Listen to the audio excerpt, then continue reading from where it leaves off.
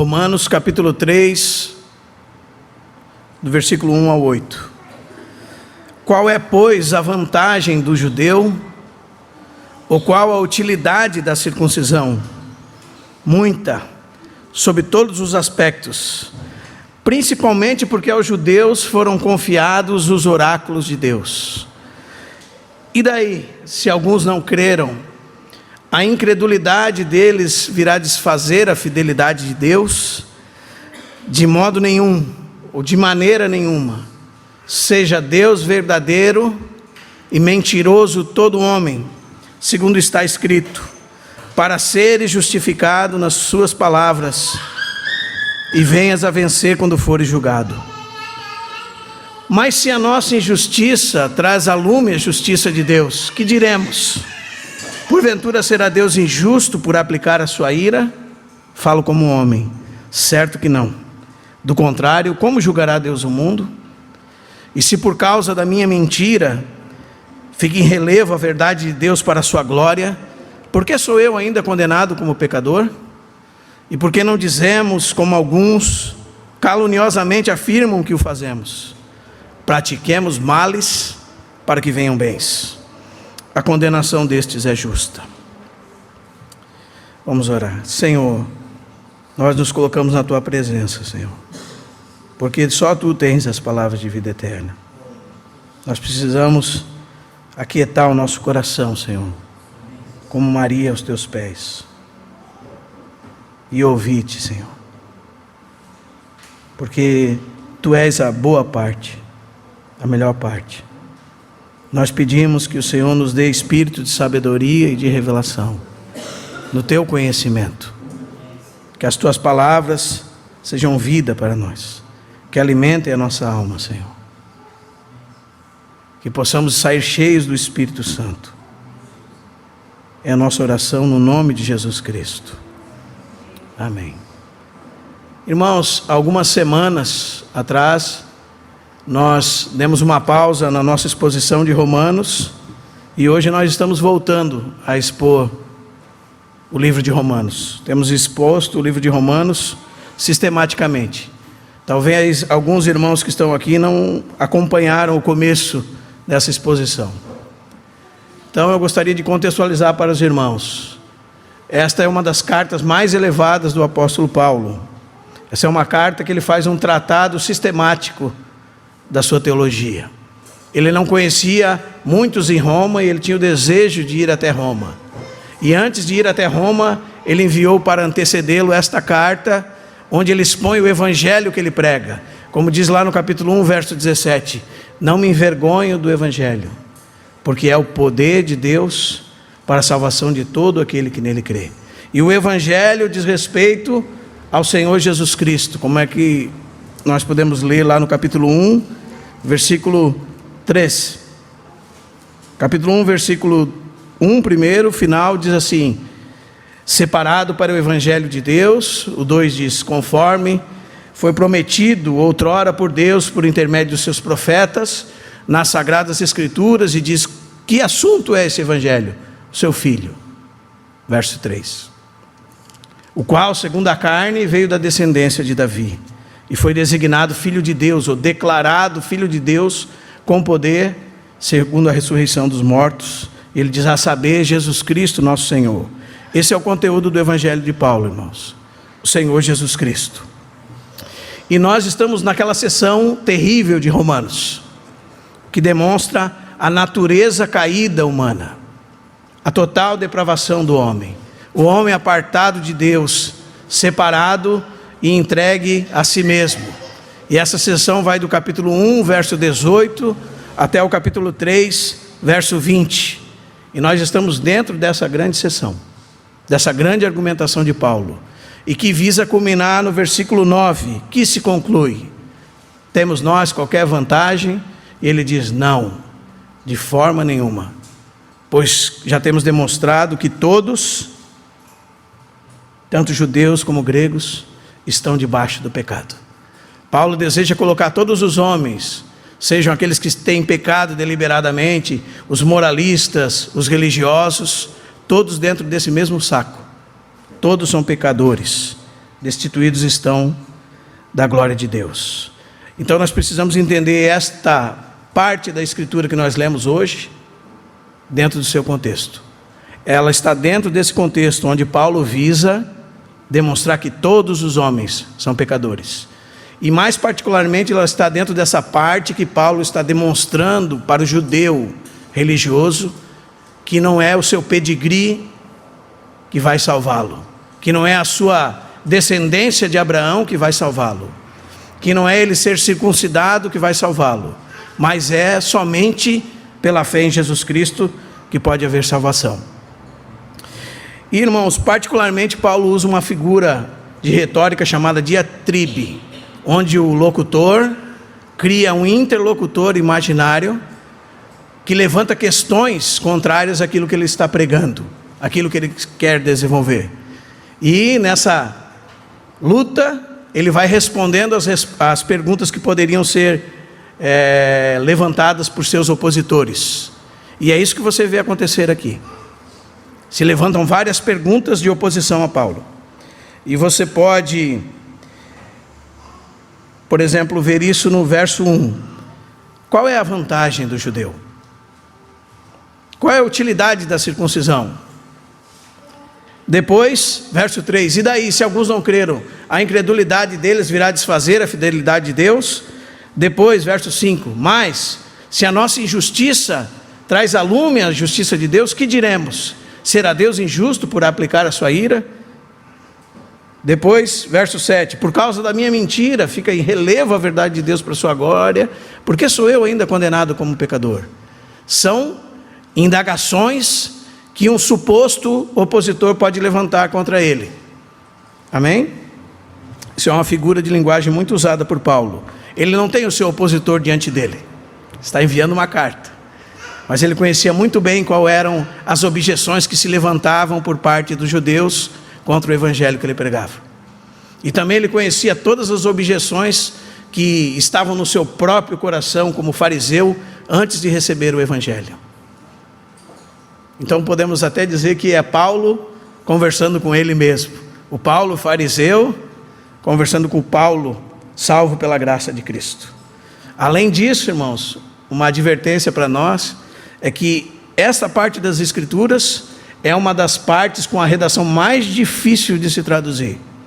Por isso você vai encontrar muitas traduções diferentes para esses versículos.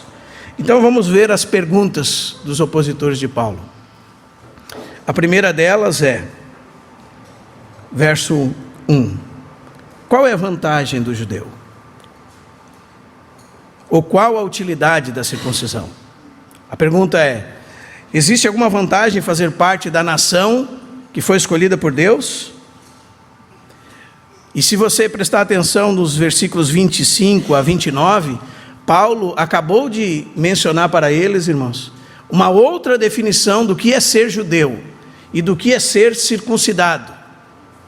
Ele diz que judeu não é quem apenas é exteriormente, nem circuncisão a que é exteriormente, mas a que é do coração, no espírito, não segundo a letra, e cujo louvor não procede dos homens, mas de Deus. E na última exposição nós estivemos mencionando a verdadeira circuncisão, o verdadeiro judeu. Então esse homem se levanta em oposição a Paulo e diz, você está, por um acaso, anulando a aliança de Deus com o nosso povo? Você acabou de fazer uma outra definição do que é ser judeu. Então, assim, qual é a vantagem de ser povo de Deus? Será que você não percebe, Paulo, que os seus ensinamentos estão anulando a aliança de Deus com o seu povo? E o que Paulo responde, irmãos?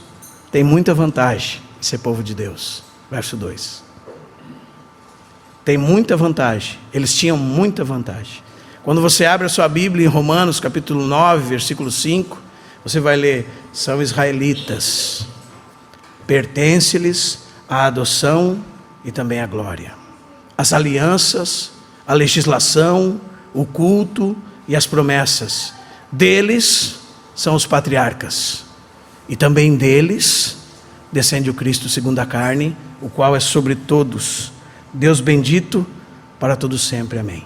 Então lá você já vai encontrar ele falando muitas vantagens que esses homens tiveram diante de Deus. Mas uma que ele ressalta aqui é, principalmente porque aos judeus foram confiados os oráculos de Deus. O que são os oráculos de Deus? São a palavra de Deus. Eles tinham sob sua confiança a palavra de Deus. Na palavra de Deus que eles tinham, estava demonstrado o caráter de Deus, a mente de Deus, os planos de Deus, as promessas de Deus. Aquilo, tudo que Deus faria no futuro, Deus já havia revelado aos seus santos apóstolos e profetas ditos do Antigo Testamento. Como Pedro diz na sua primeira epístola, capítulo 1, verso 10, que estes profetas, pelo Espírito de Cristo, indagavam e inquiriam qual era o tempo e as circunstâncias da salvação que foi revelada a nós. Então eles já tinham escrito de antemão aquilo que aconteceria. E Pedro continua dizendo que isso se referia aos sofrimentos que Cristo padeceria, o Messias, e às glórias que haviam de seguir. Então, quando Paulo fala os oráculos de Deus, há uma grande possibilidade de ele estar se referindo às promessas de Deus com respeito ao Messias. Tudo isso é muita vantagem para eles. Os irmãos entendem, irmãos? Eles tinham tudo na mão. Eles podiam analisar. Como nós expomos no domingo passado na ceia, o capítulo 53 que o Felipe leu aqui. Não é? Aquele lamento do servo sofredor. 15 versículos cheios de muita doutrina da expiação e da substituição de Cristo, por causa dos nossos pecados. Então eles conheciam bem essas coisas. Amém? Qual é a vantagem do judeu? Muita. Sobre todos os aspectos. Mas principalmente porque a eles foram confiados os oráculos de Deus. Então se levanta a segunda oposição. A segunda objeção. Verso 3. E daí, se alguns não creram? A incredulidade deles virá desfazer a fidelidade de Deus? Acaso Deus não seria infiel e nos condenar? Esse judeu pode perguntar para Paulo. E aqui nós temos um jogo de palavras no verso 2 e 3, irmãos. É como se Paulo dissesse assim: se alguns a quem as promessas de Deus foram confiadas, essa é a palavra, e esses que as promessas de Deus foram confiadas, não lhes corresponderam com confiança, será que a sua falta de confiança destruirá a confiabilidade de Deus? E Paulo diz: de modo nenhum. A palavra é nem morto. O fato, irmãos, é que esses homens tinham uma falsa confiança. Pensavam que por serem descendentes de Abraão, teriam um futuro glorioso. Que o seu pedigree nacional garantia a sua salvação. Quem lembra do capítulo 8 do Evangelho de João? Quando Jesus ofende os judeus, ele diz assim: se permanecerdes em mim, e as minhas palavras permanecerdes em vós, sereis verdadeiramente meus discípulos, e conhecereis a verdade, e a verdade vos libertará. E a palavra diz que aqueles homens se ofenderam com aquilo que Jesus disse. E Jesus estava provando aqueles judeus que diziam haver crido nele. E diz: nós somos descendentes de Abraão, e nunca fomos escravos de ninguém. Como tu dizes, verdadeiramente sereis livres. E o Senhor diz assim, irmãos: todo aquele que comete pecado é escravo do pecado. Se o Filho vos libertar, verdadeiramente sereis livres. Vocês estão condenados. Se vocês não crerem que eu sou, Jesus disse, morrereis nos vossos pecados. É isso que Paulo está enfatizando aqui. Não é porque vocês são descendência natural de Abraão que vocês não serão condenados por Deus. Vocês serão condenados. e Deus é fiel em condená-los. Amém? O fato, irmãos, é essa falsa segurança. É isso que Paulo quer demonstrar aqui. Amém? É como se ele dissesse: visto que Deus é fiel, aqueles judeus que lhe são fiéis, serão certamente neles cumpridas as promessas de Deus. Mas se estes homens são infiéis, Deus é fiel. Amém? Como Hendricks diz, irmãos, Deus é fiel nas suas promessas e é fiel também nas suas ameaças. E uma realidade é esta: todos sem Cristo perecerão nos seus pecados, e há somente duas formas de morrer: ou com Cristo ou sem Cristo. E quando nós lemos Hebreus capítulo 4, versículo 2, nós lemos assim: a eles também lhes deu a palavra, porquanto neles a palavra não se aproveitou, porque não foi misturada, a palavra diz, com fé naqueles que a ouviram. Então, se há fidelidade em Deus, é necessário que haja resposta do coração humano fiel a Deus, para provar a confiabilidade da promessa de Deus. Os irmãos estão me entendendo, irmãos? E daí, se alguns não creram? A incredulidade deles virá desfazer a fidelidade de Deus? De maneira nenhuma. Amém? A fidelidade de Deus, irmãos, é um perigo para os infiéis.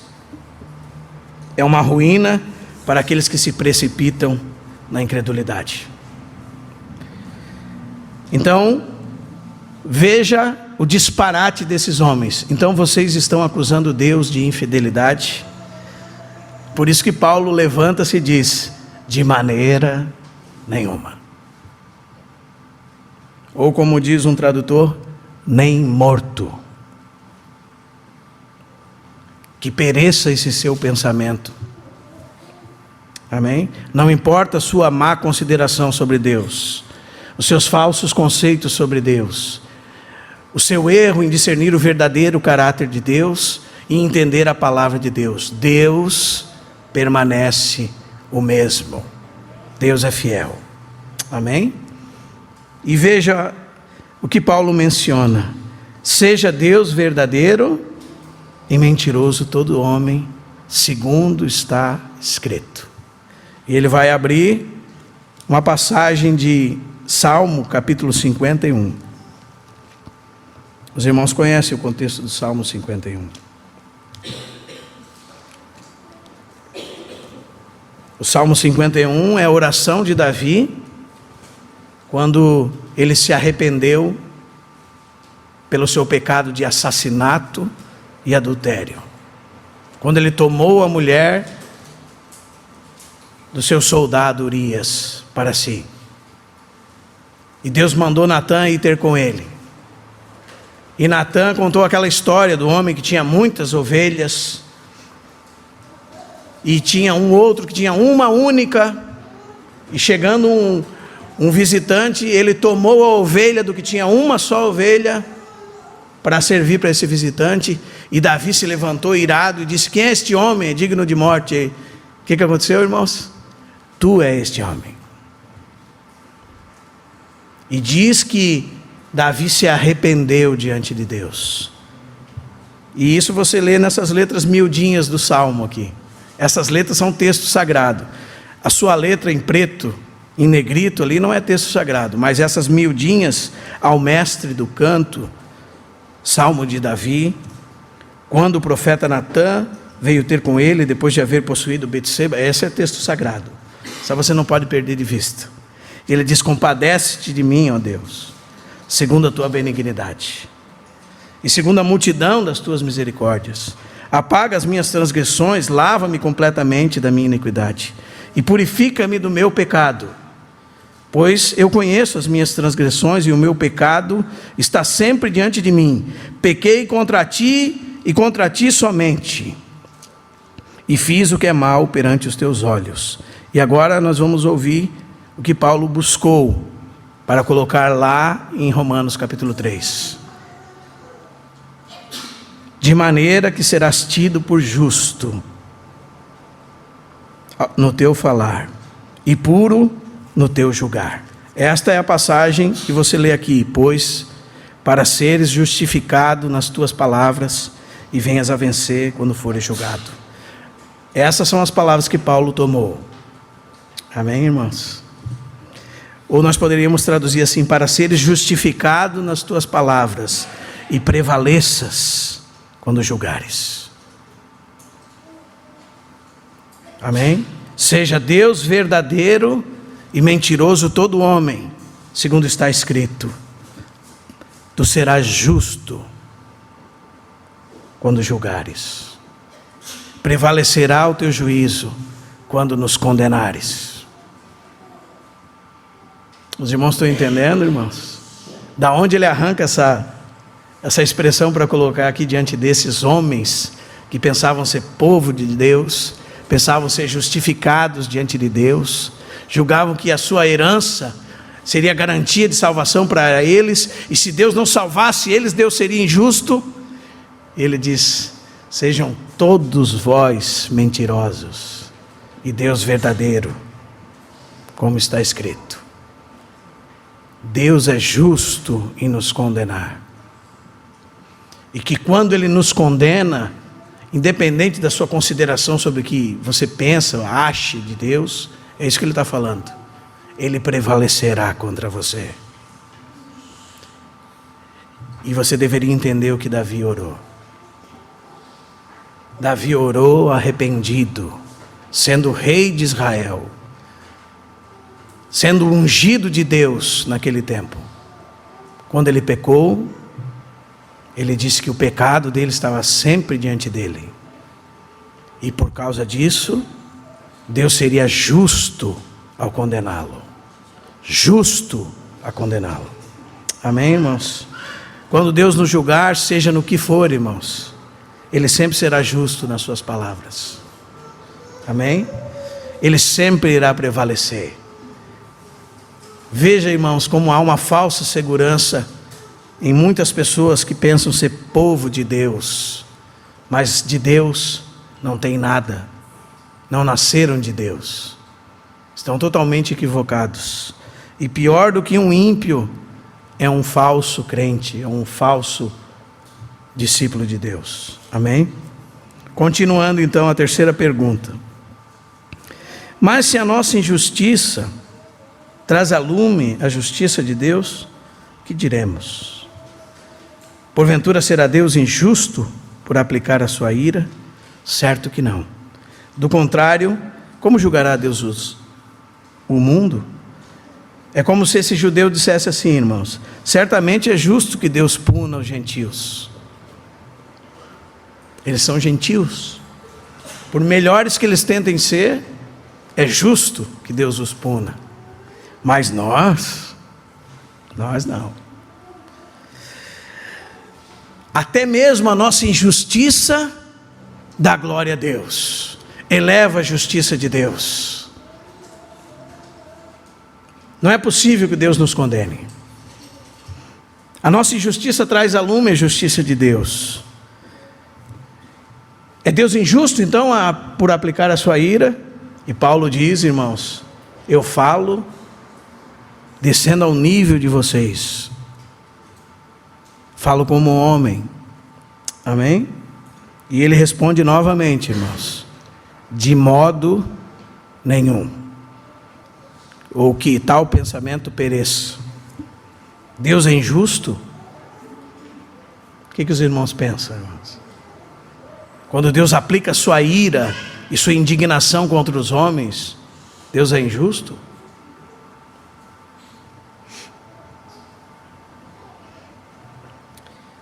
Certo que não. Do contrário, como julgará Deus o mundo?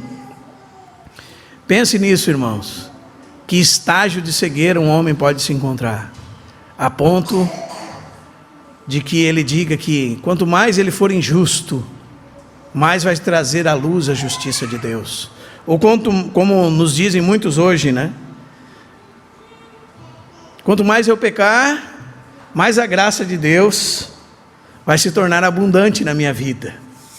Que coisa terrível, não é, irmãos? Deus julga segundo a verdade, como vocês podem ler lá no capítulo 2, verso 2. O juízo de Deus é segundo a verdade. Amém? A injustiça da parte de Deus, irmãos? De modo nenhum. Paulo está dizendo para esses homens: vocês não escaparão do juízo. O juízo de Deus é universal. É para todos. Como está lá no capítulo 2, versículo 5. Versículo 6. Retribuirá a cada um. Que, irmãos? Retribuirá o quê? A cada um, segundo o seu procedimento. Ele retribuirá o quê? A cada um. O juízo de Deus, ninguém pode escapar. Amém, irmãos? Então nós chegamos a mais duas perguntas que estão no capítulo 3, versos 7 e 8. Por que sou eu ainda condenado como pecador?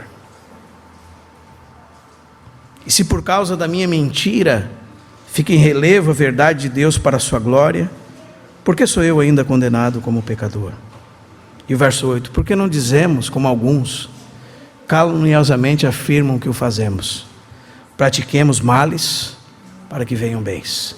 O fato da nossa injustiça, o fato da injustiça desses homens evidenciarem o caráter justo e verdadeiro de Deus, o fato da mentira deles trazer a lume a verdade de Deus, não os isenta da condenação.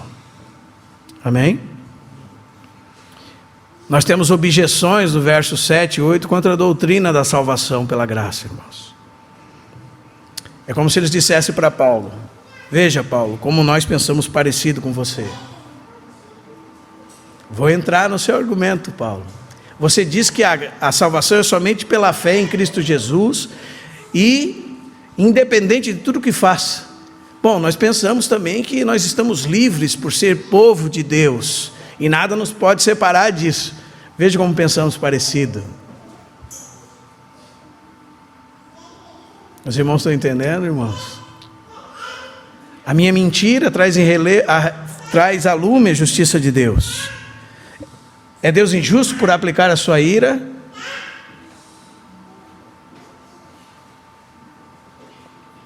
O que diz o texto? Perdão, irmãos. Verso 7. E diz: e se por causa da minha mentira fica em relevo a verdade de Deus, por que sou eu ainda condenado como pecador?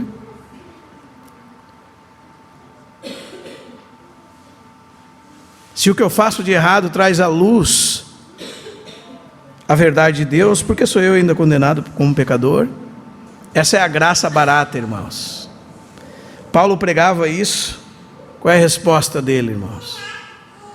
Esse não é o evangelho que eu prego. O evangelho que eu prego não é permissão para ninguém pecar. Vocês estão equivocados. No capítulo 6, verso 1, ele diz: que diremos, pois? Permaneceremos no pecado para que seja graça mais abundante? E ele afirma de novo: de modo nenhum. Como viveremos ainda no pecado, nós, os que para ele morremos? A resposta é: de modo nenhum. O evangelho que eu prego não é permissão para ninguém pecar. Amém? Vocês me acusam disso. Mas, como há uma grande dificuldade na redação desse texto, eu vou trazer para os irmãos uma segunda possibilidade sobre o verso 7 e 8. Porque nem os tradutores, nem os comentaristas conseguem discernir, e eles são de variadas interpretações. Há uma grande possibilidade de Paulo estar dizendo assim, irmãos: se a minha mensagem é uma mentira, e a minha mentira traz à luz a verdade de Deus para a sua glória, por que vocês me condenam? É uma contra-argumentação de Paulo. E por que vocês me acusam de pregar, pratiquemos males para que venham bens?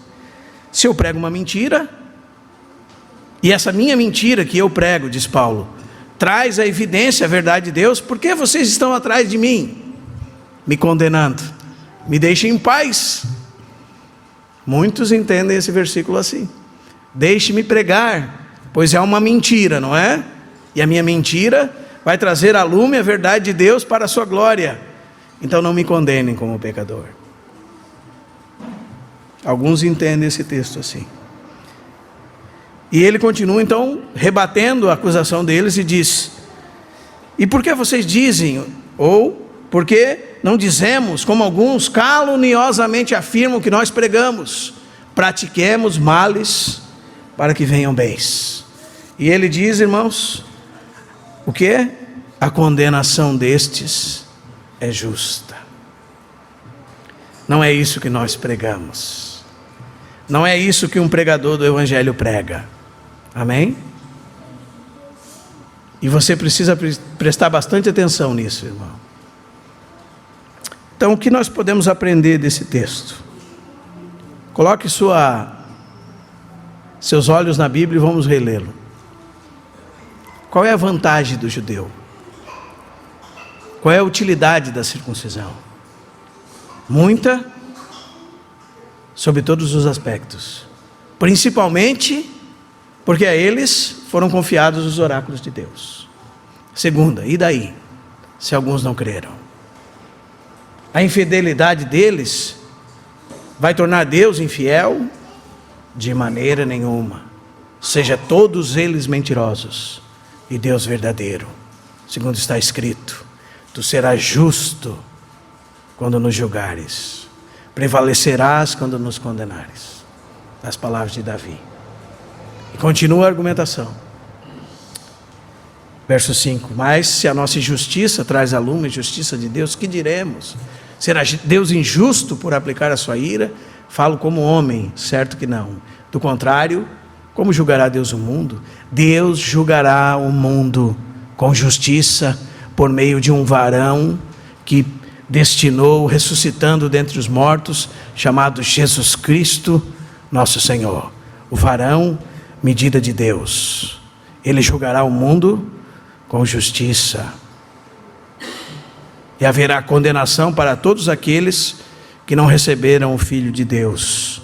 Porque a ira de Deus está sobre os homens e se revela do céu contra toda impiedade e perversão deles, que retém a verdade pela injustiça. Porque tudo que de Deus se pode conhecer foi manifesto entre eles. Deus mesmo lhes revelou. Os atributos de Deus, seu eterno poder, sua divindade, claramente se reconhecem em tudo que ele fez. Tais homens são indesculpáveis. Depois no capítulo 2, verso 1, ele diz: tu és indesculpável, ó homem, quando julgas quem quer que sejas, porque no que julgas a outro, a ti mesmo te condenas. Tu praticas as próprias coisas de que condenas, e o juízo de Deus será contra ti segundo a verdade, porque tu és daqueles que praticam tais coisas. E você, judeu, não há diferença nenhuma entre você e os demais homens. Tu que tens por sobrenome judeu, repousas na lei e te glorias em Deus, dizes que conheces sua vontade, aprovas as coisas excelentes, tu és instruído na lei, estás persuadido que és guia dos cegos, luz dos que se encontram em trevas, instrutor de ignorantes, mestre de crianças, tens na lei a forma da sabedoria e da verdade. Tu que julgas a outro, que ensinas a outro, não te ensinas a ti mesmo? Pregas que não se deve furtar, furtas. Tu, judeu, dizes que não se deve cometer adultério, cometes. Abominas os ídolos, lhes roubas os templos. Você transformou sua vantagem em desvantagem. Você tornou a sua vantagem que Deus te deu, te confiando a palavra, o culto, os patriarcas, as promessas. Você transformou a verdade de Deus em desvantagem. Por causa disso você está condenado. É isso que Paulo está falando, irmãos. E o que nós podemos aprender aqui então? A primeira coisa, irmãos, é que da mesma maneira como estes homens tinham uma falsa segurança, nós vivemos num mundo rodeado de pessoas que se dizem evangélicas. E elas têm uma falsa segurança. Talvez porque elas foram criadas numa família evangélica, e aquilo que era para ser vantagem para elas, se tornou um empecilho. Porque elas tinham seus pais, que eram cristãos, e a palavra de Deus, diante deles sempre, como os judeus tinham. Mas, a palavra para eles não se aproveitou. E há muitos hoje, que têm por sobrenome de cristão, mas não são cristãos, porque não nasceram de novo. E se não nasceram de Deus, estão condenados eternamente. Amém, irmãos? Seu destino já está traçado. O destino deles é a perdição, e serão afastados do Senhor e da glória do seu poder. Então, irmão, não é um pedigree de evangélico, de cristão, que traz salvação. Amém? Nós precisamos tornar a nossa vantagem verdadeira vantagem. Amém? Senão ela será uma grande desvantagem contra nós, contra aqueles que se dizem cristãos e não são. Amém? Em segundo lugar, a palavra de Deus deve sempre vir acompanhada da fé naqueles que já ouviram. Amém? Deus não vai ser injusto em condenar você, se você não crê em Cristo Jesus. Se você não é um verdadeiro filho de Deus, escute o que eu estou dizendo.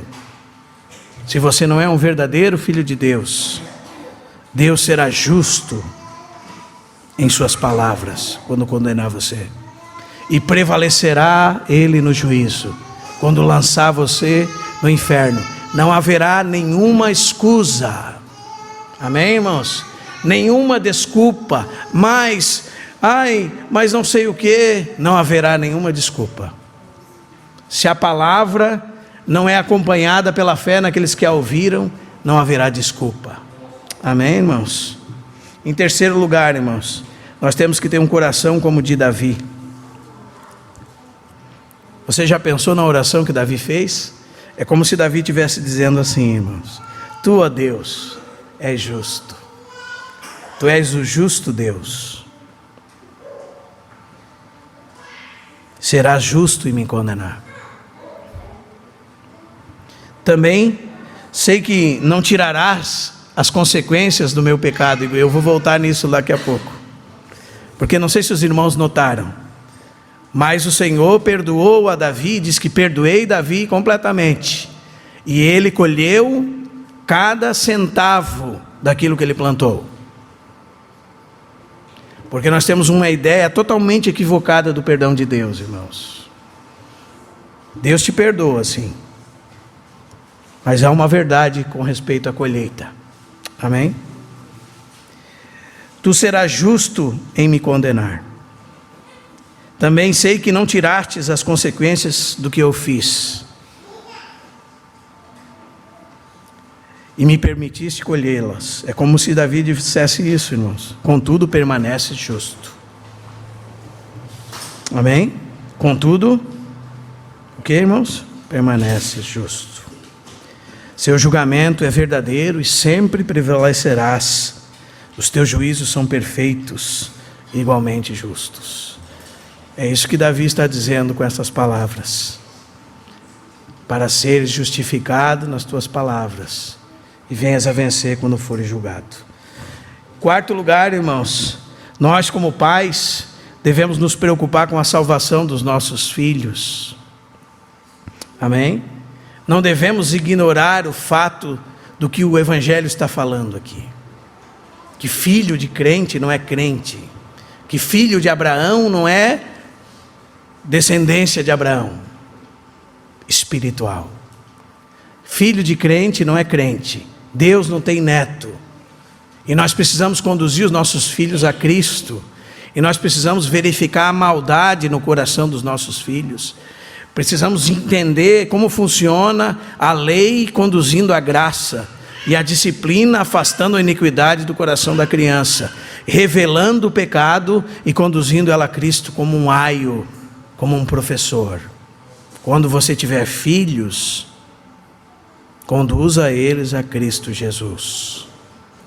E com 5, 6 anos o seu filho vai perguntar: então pai, eu vou para o inferno? Não minta para ele que ele é um anjo, porque isso é uma mentira do diabo. Ele é um pecador, descendente de Abraão, um filho da ira. Ele está morto nos seus pecados e delitos. Ele é separado de Deus e ele precisa de Jesus Cristo, e ele não é um anjo. Amém, irmãos? E ele precisa ser conduzido a Cristo, e muitas vezes é a vara da correção que conduzirá ele a Cristo. Amém? E se você tirar a vara da correção e entregar ele aos seus próprios prazeres, você estará contribuindo para a maldade no coração dele. Amém? Você precisa levá-lo a Cristo desde criança e pedir sabedoria de Deus para levar seus filhos a Cristo. Nós precisamos ter os nossos filhos como filhos de Deus na fé, pela pregação do Evangelho, pelo arrependimento, pela demonstração do caráter de Deus. Amém? E que Deus está irado contra os homens, e isso inclui toda a descendência de Adão, da qual nossos filhos fazem parte. Amém, irmãos? Senão você e eu estaremos proporcionando um ambiente em que eles pensem serem cristãos, não sendo cristãos, e a vantagem se tornará em desvantagem, porque é uma vantagem estar num ambiente cristão, mas você e eu podemos tornar isso em desvantagem na vida deles. Que nós não sejamos responsáveis por isso. Amém, irmãos? Também nós, como igreja, irmãos, em quinto lugar, sejamos responsáveis e resplandecer a luz de Deus para que os pecadores cheguem ao arrependimento. Este era o propósito da nação de Israel. Eles precisavam ser um representante de Deus na terra. E o que eles fizeram? Fizeram com que o nome de Deus fosse blasfemado por causa deles. E hoje nós podemos fazer com que o nome de Deus seja blasfemado por nossa causa, e fazermos com que pessoas não se encontrem com Cristo por nossa causa. É nossa responsabilidade resplandecer no meio de uma geração pervertida e corrupta, levar as pessoas ao arrependimento. É nossa responsabilidade pregar o Evangelho. Amém? Seja de que modo for, nós somos agentes de Deus, e nós não podemos iludir os homens, não podemos dar uma falsa segurança para os homens. Quando você pregar o Evangelho, não esqueça que o Evangelho passa pelo caráter santo de Deus, pela justiça de Deus, pela depravação do coração humano, para que haja arrependimento e o homem seja conduzido à fé em Jesus Cristo para a salvação. Se não passar por aí, não tem Evangelho. Amém? Tem um falso Evangelho. E se nós pregarmos um falso Evangelho, nós não somos servos de Cristo. Amém? E se nós buscarmos agradar aos homens, não seremos servos de Cristo. Nós não adulteramos a mensagem do Evangelho. O Evangelho é responsabilidade da igreja. Amém, irmãos? A proclamação do Evangelho é responsabilidade da igreja. Não conforte o coração daqueles que não são filhos de Deus.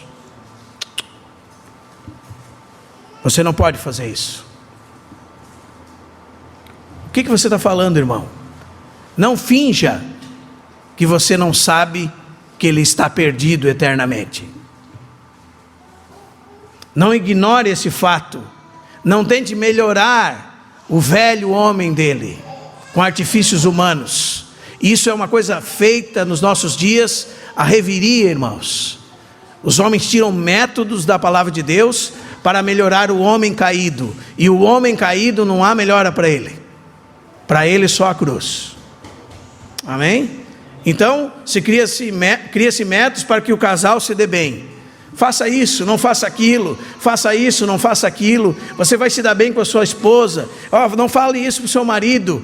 E traga eles para os encontros de casais, não é? Para os cursos de casais.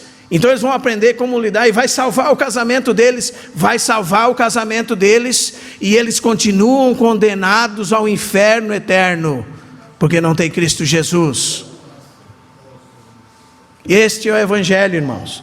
O Evangelho, que a palavra de Deus seja pregada, que os corações dos homens sejam compungidos ao arrependimento e recebam a Cristo pela fé. Senão você está trazendo métodos que produzem nada mais do que dois ímpios que agora se dão melhor. E você pode levar isso para tudo que você quiser.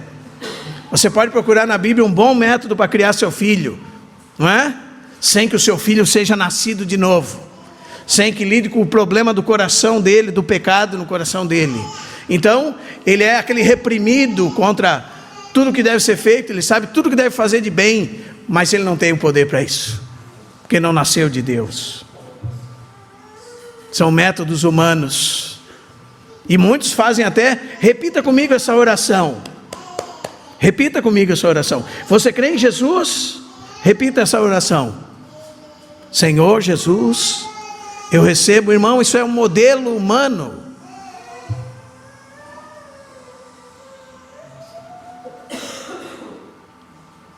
E que o que produz é uma falsa conversão, muitas vezes. Porque não tem cruz, amém? Não tem obra de Cristo. Jesus é um super psicólogo, resolve todos os problemas. Isso não é evangelho, irmãos. A nossa obrigação como igreja é anunciar o evangelho, e ir por todo lugar anunciando o arrependimento e a fé para com Deus, amém? E isso passa pelo caráter de Deus, passa pela condição e a antropologia bíblica, né? A psicologia diz para você assim: você precisa ser afirmado. Nós precisamos falar palavras que te fazem bem. Eu posso afirmar você a vida inteira, irmão, e no fim da sua vida você queimar por toda a eternidade. Ou podemos ser fiéis à realidade do que a palavra de Deus diz e ver os corações dos homens sendo transformados, amém? E essa é a nossa obrigação como igreja, amém? Em sexto lugar, irmãos, nós não podemos ter uma visão errada da graça de Deus. A graça de Deus não é motivo para você permanecer pecando. Isso é uma advertência solene. Não brinque com Deus. É extremamente perigoso brincar com Deus. Amém? Paulo, em Romanos capítulo 11, ele diz: considerai a bondade e a severidade de Deus. Não brinque com Deus. Não diga assim: eu vou pecar hoje e amanhã eu peço perdão. Não faça isso, irmão. Se eu pecar, Deus me perdoa. Não faça isso, irmão. Você está pecando deliberadamente, conscientemente, e se apoiando na bondade de Deus. Você está dizendo que está garantido, não é? Talvez nem salvo você seja, porque um salvo não pensa isso, irmão. Ele não maquina assim o mal e depois fica pensando: Deus me perdoa, eu vou fazer agora e amanhã eu peço perdão. Não faça isso, não brinque com Deus, irmão. Não esqueça de Gálatas 6, 6 e 7. Não vos enganeis, de Deus não se zomba. Tudo que o homem semear, certamente, talvez ele colherá. Que, irmãos? Tudo que o homem semear, ele colherá. Isso não mudou para você nem para mim, como não mudou para Davi. Amém? Tudo que você semear, certamente você colherá. E agora eu vou fazer como Paulo, vou fazer uma diatribe. Irmão, mas Deus não me perdoa? Que notícia é essa, irmão? Perdoa. Chama-se perdão de comunhão. A Bíblia fala que os seus pecados e iniquidades fazem separação de você e Deus, para que Ele não te ouça. Parece que Deus está tão longe. Eu pequei, então eu dobro o meu joelho, e tenho um advogado diante do Pai, Jesus Cristo justo. Dobro o meu joelho, e diante de Deus estou. Ele me perdoa, estou reconciliado com Ele, e continua sendo verdadeiro. Gálatas 6:7. Tudo que o homem semear, certamente ele colherá. E Deus não apartará de você as consequências do seu pecado. Você vai colher as consequências do seu pecado. Talvez, na sua infinita bondade, Ele aparte, mas Ele não tem obrigação nenhuma de apartar, e muitas vezes não apartou. Como eu conheci irmãos que, por exemplo, eu conheci um irmão que era ladrão, assaltante de banco, e converteu-se, e já estava trabalhando em outra função, porque ele sempre dizia: aquele que roubava, não roube mais, antes trabalhe fazendo com as próprias mãos o que é bom. 1 ano trabalhando, a polícia chegou e levou ele para ficar 1 ano e meio preso, porque ele tinha que pagar as consequências dos seus atos. Os irmãos estão entendendo, irmãos? Esse é o evangelho que a Bíblia fala. O evangelho de um sem vergonha, safado, que faz um monte de coisa errada, e depois se finge sendo cristão, e dizendo que não colherá nada, porque Deus perdoa. Não é o evangelho da Bíblia. Amém? É um outro evangelho da prosperidade, sabe? É outra coisa. Se ele é um irmão de verdade, quando a condenação vier sobre ele, e os frutos do seu pecado vier sobre ele, sabe o que ele vai dizer? Ó Senhor, só estou colhendo o que plantei. Tu és justo. Continua sendo justo. Porque o Senhor disse: Davi, você está perdoado, Davi. Mas aquilo que você fez escondido, o seu filho vai fazer diante de todo mundo. E leia o que aconteceu, irmão. Qual foi a consequência desse homicídio e desse adultério de Davi? Foi terrível. Ele viu seu filho sendo perdido diante dos seus olhos, e ele chorava amargamente. Então nós não podemos fazer a graça de Deus barata, irmãos. Amém? É para a liberdade que Cristo nos libertou. Não useis da vossa liberdade para dar ocasião à carne, mas servi-vos uns aos outros em amor. Amém? É a fé que opera, a fé que trabalha, a fé que é diligente, a fé que não brinca com Deus. Essa é a obediência da fé. Os irmãos estão entendendo, irmãos? Que falsa segurança, não é? Eu vou fazer o que eu quiser e depois eu oro e Deus me perdoa. Tome cuidado, irmãos. De Deus não se torce o nariz. É isso que significa a palavra zomba, lá em 6:6 de Gálatas. Deus é um gigante. Não pegue ele pelo nariz e torça o nariz dele. Não brinque. Tudo o que o homem semear, certamente colherá. Amém? Quando a mão governamental de Deus cair sobre essa pessoa, talvez haja muita disciplina. E um irmão gosta de usar esse seguinte exemplo, de um pai que tinha um monte de balas dentro de um armário, e que ele dizia para o filho: não roube as balas, meu filho. E o armário sempre estava aberto. E daí o filho ia lá e roubava a bala. E ele dizia para o filho: o que eu te ensinei, meu filho? Não pode roubar. Papai está te ensinando de novo. e deixava a bala lá. Chegava no outro dia, o filho ia lá e roubava a bala. Havia certa disciplina sobre ele, ensinamento, e a bala ficava lá. No terceiro dia ele roubava a bala de novo. E quando o pai chegava sobre ele, ele dizia: papai, me perdoe, papai. Aí o pai olhava para ele, porque o pai é muito inteligente, como Deus é inteligente. Nós que pensamos que ele é bobo. O pai olhava para ele e dizia: sim, meu filho, eu te perdoo. Só que de hoje em diante o armário para você estará fechado com a tranca.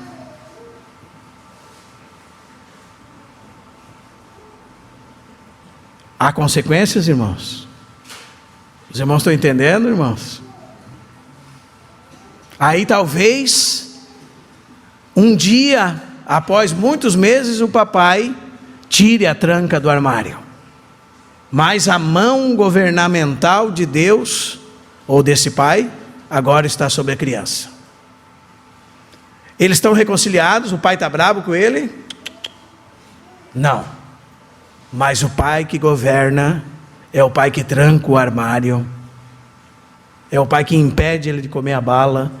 Isso se chama o perdão governamental de Deus. Aí, num momento como esse filho tem que se humilhar debaixo da potente mão de Deus, pedir misericórdia de Deus, como fez Davi. Amém? Pedir a compaixão do pai. Amém? E ser experimentado na disciplina. Porque chegou um momento na vida de Davi, irmãos, que Davi tinha até opções. Ele errou, Deus ia disciplinar ele e disse: olha, eu vou te dar 3 opções, Davi. Tu quer que aconteça isso, isso ou aquilo? Decide aí. Assim vai ser a tua disciplina. E ele disse: Senhor, que eu caia nas tuas mãos, não das mãos dos homens. Porque uma das opções era que os inimigos viriam, ele cairia na mão dos homens. Deus tinha perdoado ele aquela vez? Tinha sim, irmão. Mas tinha disciplina.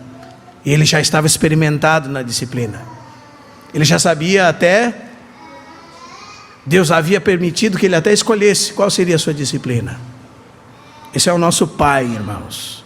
Hebreus capítulo 12, versos 4 em diante. É o Pai que disciplina todo aquele que ama e açoita todo aquele que recebe por filho. E se nós estamos sem disciplina, da qual todos foram feitos participantes, há uma possibilidade de não sermos filhos. E fala que Deus nos disciplina para o que, irmãos? Aproveitamento. Para nos tornar participantes da sua santidade. Amém? Então não brinque com Deus. Eu vou pecar hoje porque a graça é tão boa, né, irmão? A graça é tão abundante, né? Você está fazendo o que Paulo disse para você não fazer. Permaneceremos no pecado para que seja a graça mais abundante? De modo nenhum. Nós não podemos nos colocar como escravos de pecado. Amém? Não sabeis que daquele a quem vos ofereceis como servos para obediência, a esse mesmo quem obedeceis sois escravos, seja do pecado para a morte, ou da obediência para a justiça. Nós somos servos de Deus, pela graça de Deus. Amém, irmãos? Senão nós estamos incorrendo numa falsa segurança. Não estou falando que a sua alma irá se perder, irmão. Amém? Se você é um filho, não. O que eu estou dizendo é que o Senhor tratará com você e comigo, sempre. Amém? Então, irmãos, mais duas questões, 2 lições e nós encerramos. Deus, irmãos, requer muitas coisas de nós. Como esses israelitas de antigamente. Nós somos o povo, irmãos, que foi confiado a palavra de Deus. A Bíblia diz em 1 Timóteo 3,15 que nós somos coluna e baluarte da verdade. Nós somos o firmamento da verdade. Amém? Deus nos deu a sua palavra para que por ela possamos viver. E nós não podemos ser negligentes na nossa resposta a Deus. Eu gostaria de lembrar Miqueias 6:8 para os irmãos. Diz assim o texto: Ele já declarou ao homem o que é bom e o que espera de ti, e isto é, que pratiques a justiça, que ames a benignidade e andes humildemente diante do teu Deus. Ele já nos falou o que é bom e o que espera de nós. Amém? E em 8º lugar, então, irmãos, se alguém aqui foi tocado pelo Espírito Santo e reconhece que é um homem pecador, reconhece os seus pecados diante de Deus, reconhece a sua impureza moral, sabe que está destinado ao inferno e que hoje queira receber a Cristo Jesus, hoje é um dia aceitável para você. E você vai me dizer assim: como eu sei, como você sabe que eu não tenho a Cristo? Ô irmão, existem umas questões importantes sobre isso. Amém? Os frutos de arrependimento. Frutos dignos de arrependimento. Um verdadeiro e genuíno arrependimento. Existem questões importantes relacionadas. Não brinque. Não faça essa pergunta se apoiando no fato de que ninguém pode julgar você. Gostaria de dar uma informação para os irmãos. Os presbíteros na antiguidade eram homens e mulheres que não batizavam qualquer pessoa. Eram homens de discernimento espiritual, capazes de julgar pela palavra de Deus se aquelas pessoas que queriam aderir à fé cristã eram genuinamente cristãs ou não. E eles inquiriam e indagavam delas se elas eram verdadeiramente cristãs. Eles indagavam delas, porque eles tinham muita preocupação com as coisas de Deus. Eles tinham muita preocupação em não dar banho em ninguém que não nasceu de novo. Porque o batismo era para o salvo, e não um simples banho para agora uma cadeira a mais no número daquele local onde se reúne estar cheia. Não, ninguém está preocupado com isso. Ninguém que serve a Deus genuinamente está preocupado em sair batizando os bodes como se fossem ovelhas para encher o lugar de número de pessoas. Ninguém está preocupado com isso. Então, se você realmente foi tocado pelo Espírito de Deus, eu gostaria de pedir que todos nós curvemos a nossa fronte diante do Senhor. Todos nós. Em sinal de reverência a Deus. Que se alguém queira receber a Cristo, fale com Cristo. Amém? Fale com Cristo, irmão. Existia um hino antigo que dizia: amanhã pode ser tarde. Fale com o Senhor Jesus. Fale, você tem dúvida? Diga: Senhor Jesus, não sei se o meu coração é teu. Dobre os seus olhos, irmãos, sua fronte diante de Deus. Fale com o Senhor Jesus. Se você tem dúvidas, fale com Ele. Não saia daqui tendo dúvida, amém? Você é um filho de Deus, irmão. Você está garantido no céu com Cristo Jesus. Glória a Deus. Agora, se não, lembro-me de um pregador que antes de pregar esse texto, ele contou uma história. Ele disse que ele foi para um irmão dele que ele tinha 20 anos e o irmão 18, e ele disse: meu irmão, o Senhor me resgatou. E o que Ele fez comigo, Ele quer fazer com você também. Ele morreu pelos meus pecados, para me salvar, para me levar para o céu. E o irmão olhou para ele e disse assim: Muito bonito o que você diz, mas isso não é para mim agora. Quem sabe algum dia. E subiu numa moto e deu de cara com um caminhão e morreu, sem salvação. Então, irmãos, o que nós estamos falando não é brincadeira. Amém? É algo sério diante de Deus. Algo sério. Eu lembro de Benjamin Warfield, quando ele ia pregar o texto de Hebreus, capítulo 9, versículo 25, o Senhor fez algo extremamente assustador naquele dia.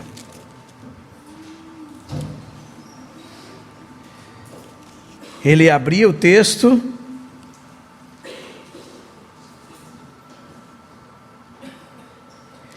(9, 27 de Hebreus), ele abria o texto e dizia assim: assim diz a palavra de Deus, aos homens é ordenado morrer uma só vez, e depois da morte juízo.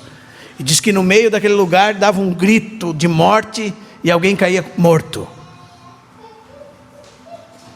Aí ele repetia o texto: aos homens é dado morrer uma só vez, e depois da morte, o juízo. Morria outro. Morreu de 3 a 4 pessoas cada vez que ele leu o versículo. E naquele dia, Deus fez uma grande colheita no meio daquela multidão. Porque a palavra de Deus não é brincadeira. Aos homens é dado morrer uma única vez. E depois da morte, não há possibilidade nenhuma de salvação. Hoje é o dia da salvação. Amém, irmãos? Então, se nós entendemos que Cristo morreu por nós, e que nós não podemos nada, e não importa quanto tempo você tem de fé, não importa se você nasceu num lar cristão, não importa nada disso. Isso é só a sua vantagem que se tornou para você em desvantagem. Não importa se você já trabalha para o Senhor, não importa nada disso, irmão. John Wesley já até tinha feito missão e ainda não era convertido. Diz que se converteu numa pequena reunião dos morávios. Então não importa o que você acha, Deus será justo em condenar você e lançar você no inferno por toda a eternidade, se você não tiver a Cristo. E Hebreus 4:12 diz que não há outro nome dado entre os homens pelo qual eles possam ser salvos. Não há outro. Jesus Cristo é o único mediador entre Deus e os homens. Não há outra maneira de você se salvar. Não importa o que você invente, não importa o que os homens inventem. Amém? Senhor, nós te damos graças, Senhor, pela tua palavra, porque nós sabemos que ela prospera naquilo que ela foi enviada. Também sabemos que ela é como um fogo e como um martelo que esmiuça a penha. Nós te agradecemos, Senhor. Te agradecemos porque o Senhor tem sido fiel à tua palavra. Senhor, nós queremos nos preocupar com aquilo que o Senhor se preocupa. Sabemos que o Senhor tem compaixão e misericórdia dos homens, e não deseja que nenhum pereça, Senhor, mas que todos cheguem ao arrependimento. Então que o teu Espírito Santo possa ecoar essa palavra nos nossos corações, que haja colheita, Senhor, para ti, pela tua palavra. Onde o Senhor levar a tua palavra, que ela possa frutificar, Senhor, porque ela é a preciosa semente da eternidade, e nós somos gerados pela palavra da verdade do Evangelho, Senhor, a semente do Deus incorruptível. Nós confiamos aquilo que foi pregado nas tuas mãos, Senhor, que o Senhor possa trabalhar para a edificação do teu povo e para a salvação dos homens, através da tua palavra. É a nossa oração, Senhor, no nome do Senhor Jesus Cristo, Pai. Amém.